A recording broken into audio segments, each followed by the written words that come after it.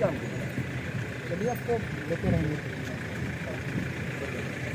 भैया। नहीं, हम लोग का काम है, आप समझिए। और हम चाहते हैं हमारे नेता नहीं बैठे, हम अकेले सोचे बोले, उनको भी सब कुछ लेके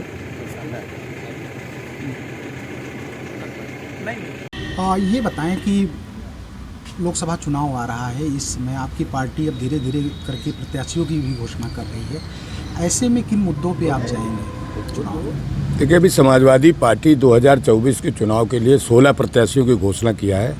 2 प्रत्याशियों को लोकसभा प्रभारी बनाया है, जैसे मुझे लोकसभा प्रभारी मिर्ज़ापुर का बनाया है। तो जैसे चुनाव की घोषणा होगी उसी तरीके से पूरे प्रदेश के सभी प्रत्याशियों की भी घोषणा हो जाएगी। किन मुद्दों पे आप जा रहे हैं? क्या हमारा मुख्य मुद्दा है बेरोजगारी। इस प्रदेश की, देश की बढ़ती हुई बेरोजगारी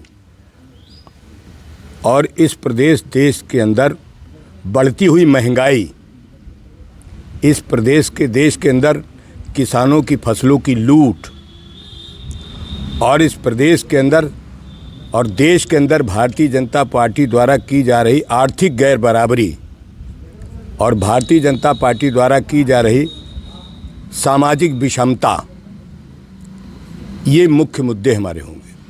आप चर्चा ये हो रही कि आप मिर्ज़ापुर लोकसभा से लड़ने वाले हैं, चर्चा है ये, क्या आप लड़ने वाले हैं?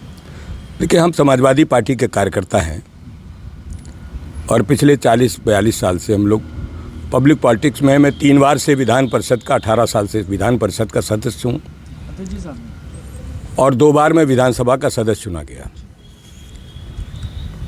और पार्टी के हर कार्यक्रम को करना मैं अपना कर्तव्य समझता हूँ।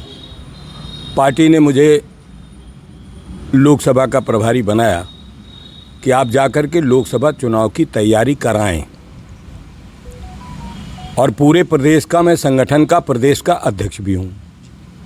मैं पूरे प्रदेश की 80 सीटों पर भी संगठन की तैयारी करा रहा हूँ। उसी में से मिर्ज़ापुर भी लोकसभा है कि मिर्ज़ापुर लोकसभा को भी चुनाव की तैयारी में करा रहा हूँ। ये एक बड़ा कल से ही सवाल है कि जो आपका गठबंधन था, वो गठबंधन रालोद से वो इस समय कुछ चर्चा है कि वो बीजेपी के साथ जा रहा है। ये सब अफवाहें हैं। राष्ट्रीय लोकदल और समाजवादी पार्टी का गठबंधन बहुत अटूट है, क्योंकि राष्ट्रीय लोकदल के जो नेता हैं वो भारत के पूर्व प्रधानमंत्री और इस देश के किसानों के मसीहा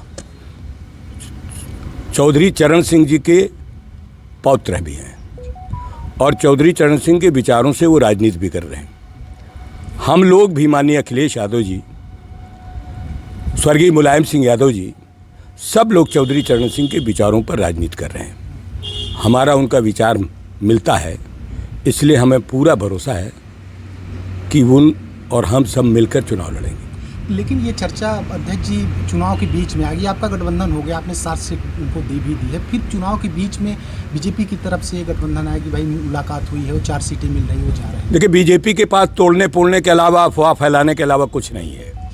झूठ बोलने के अलावा भारतीय जनता पार्टी कुछ नहीं है। तोड़ो फोड़ो राजनीति करो, ये भारतीय जनता पार्टी का चरित्र है। भारतीय जनता पार्टी का जो आधार है वो बहुत खोखला है।